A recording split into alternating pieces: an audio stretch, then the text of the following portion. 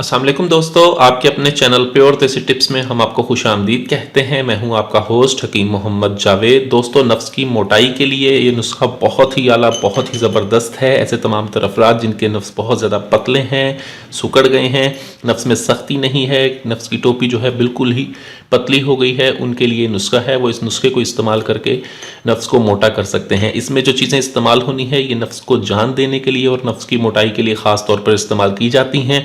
बहुत ही आला, बहुत ही ज़बरदस्त, सस्ता, मुजर्रब और आसानी से बन जाने वाला ये नुस्खा है।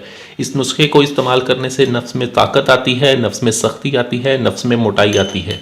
ठीक है, इस नुस्खे को किस तरह से बनाना है और कैसे इस्तेमाल करना है इसकी मुकम्मल तफसील मैं आपको बताऊंगा, इसलिए वीडियो को एंड तक लाजमी देखें, कोई भी स्टेप मिस ना करें। इस नुस्खे में हमें सबसे पहले जो चीज़ चाहिए होगी वो है अस्कन नगोड़ी। ये अस्कन नगोड़ी है। अस्कन नगोड़ी का हमने इसमें इस्तेमाल करना है 2 तोला।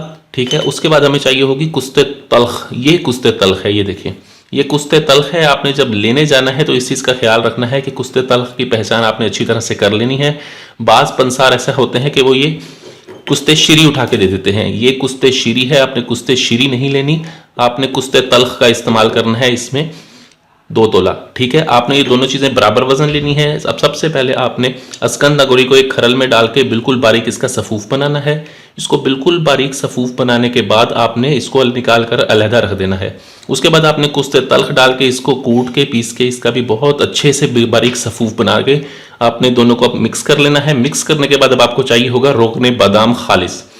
ये तमाम चीज़ें आपको खालिस मिलना बहुत ज़रूरी है। नुस्खे का 100% रिजल्ट मिलता है। ऐसे तमाम तर अफराद जो कहते हैं कि नफ्स बहुत ज़्यादा पतले हैं, लागर हैं, कमज़ोर हैं, सख्ती नहीं आती, नफ्स की टोपी मोटी नहीं है, उनके लिए नुस्खा बहुत आला है। आपने रोगने बादाम खालिस लेना है 60 ग्राम। अब आपने करना ये है कि 60 ग्राम आपको रोगने बादाम खालिस चाहिए होगा। आपने 60 ग्राम रोगने बादाम इसमें डाल के इसको ज़ोरदार हाथों से खरल करके यकजान कर लेना है। अगर आप अब आपने ज़रा यहाँ पर थोड़ी सी मेहनत करनी है। रोगने बादाम डालने के बाद आपको कम से कम 2 घंटे इस पर मेहनत करके इसको अच्छी तरह से हल करना है। ठीक है, अच्छी तरह से खरल करें, 2 घंटे की मेहनत कर लें।